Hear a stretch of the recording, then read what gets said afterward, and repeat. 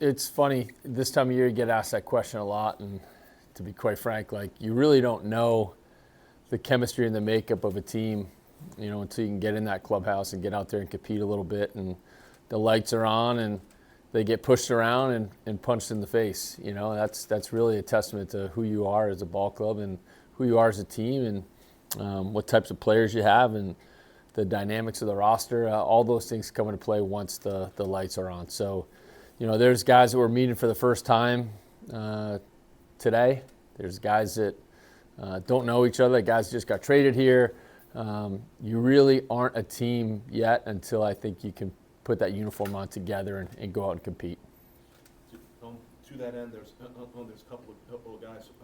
There's buzz about obviously Angel being at the top of that list, being on the 40 man roster. You saw some of what he was capable of last year. What do you think? What do you think where he is, and what do you think of where he needs to go in order to get to Columbus and ultimately the deal? Yeah, super talented player, right? I mean, I think these conversations are eerily similar to the ones we've had with the Khalil Watsons of the world and Travis Bazanas and the Chase DeLauters and the litany of players that have rolled through Canal Park or 717 Credit Union Ballpark, whatever we're called now. I think, again, super talented player. Any young player, you're looking to continue to develop solid routines. You're looking to continue to see how they face adversity and how they perform when they have been knocked down and when they have been pushed around a little bit. You're looking for a little bit more consistency out of maybe some new players that we have, or players like Angel that hoping to make that next step and that big step for him, which I think ultimately comes down to consistency every single night. That's kind of what you saw with even Travis Bazana in a small sample size here. Wasn't here very long, nor was Chase, but where they were when they left versus where they were when they first got here, I think you saw some significant strides, and hopefully where they are 10 years from now are going to be markedly different than where they are, in 2026. Talking about trying to develop good rhythms and good routines. You got a 20-year-old power bath, or at least that's what the word is coming up. You seen you saw a small bit of what Ralphie was capable of last year. Do you think that the hype is justified for him? Do you think, with it being the number one season and all, do you think that what do you think he can bring to the team? Yeah, I mean, I don't know what his hype is, to be quite frank. I just know what we think of him in the clubhouse. I didn't see as much from him last year as I heard it. I mean, everything that he was swinging at was, or everything rather that he made contact with, made some significant noise in Canal Park. So, fun player to watch. Again, very similar to the similar themes from before, like guys that are getting more consistent, guys that are starting to understand who they are as players. They're not trying to be somebody that they're not. They're not trying to fulfill the hype, so to speak. They're not trying to fulfill a projection. They know who they are. They know what they need to work on in order to be a professional player at an elite level every single night. It's tough. It's hard.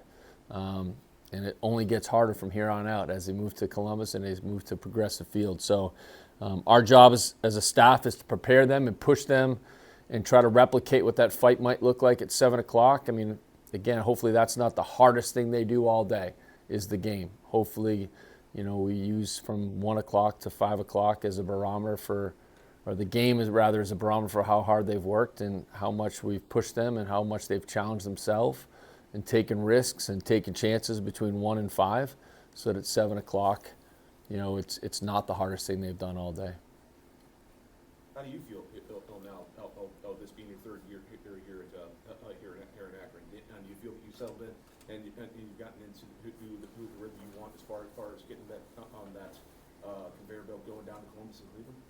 Yeah, I think I enjoy it here. This is my summer home, really. I mean, there's other people that have summer homes all over the country, from Martha's Vineyard to Nantucket. I have mine in Akron, which is a little bit different. But there's nowhere I'd rather be than at Canal Park. It's been a great community, great family atmosphere. I love coming to work here every day. I say work, I use that term loosely because I really lucky to be in an organization like Cleveland and to be with a bunch of guys that care about each other and that recognize what it means to be a really good teammate. At the end of the day, I have family that come out here and significant others that come out here, and daughter comes out here, and it's become home for a lot of people, that I surround myself with, that I love and I care about, and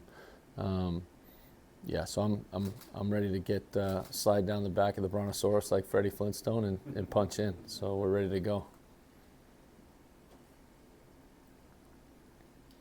Just to talk about another player who came last season, Alfonso Rosario, was his first year in the organization last year. What did you see in his first sort of bite at AA? Yeah, I mean, he's super confident and he's not afraid. And I think, sometimes that can get in a player's way. That will not get in Mr. Rosario's way whatsoever. He is not afraid and he is not scared. Again, similar to some of the other players we've referenced, I think just getting more consistent and being able to put the bat to the ball in zone, and doing that with more frequency, I think is going to be a huge step for him. And, he's in great hands with Jordan Becker and Cole Nieto. Jordan's with me for his third year. One of the best hitting coaches I've ever been around. So I think he's in really good hands and he's in a good spot, putting him, he'll be in that lineup fairly regularly, and you'll see some loud balls off his bat, similar to Ralphie's, some loud outs, some loud balls over the fence, and our job, I guess, as a staff is to try to make that as frequent as possible. Manager, how important is it building chemistry with a lot of new guys coming in early on and as the season progresses? Yeah, it's a great question. I think building chemistry is it's up to the players and it's up to the guys in the clubhouse. Really, it's about providing them.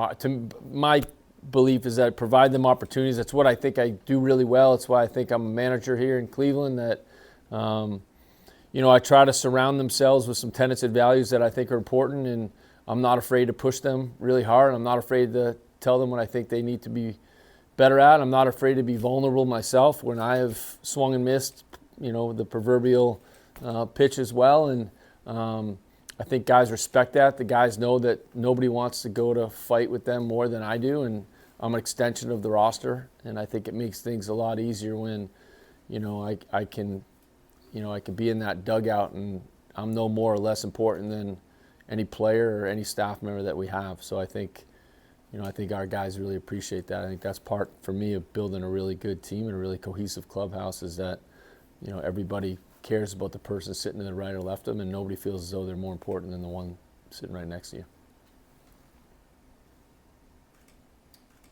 Cal Steven will start tomorrow for the opener. Just your observations of him, first impression, getting him here last year, and what makes him ready to be the first starter.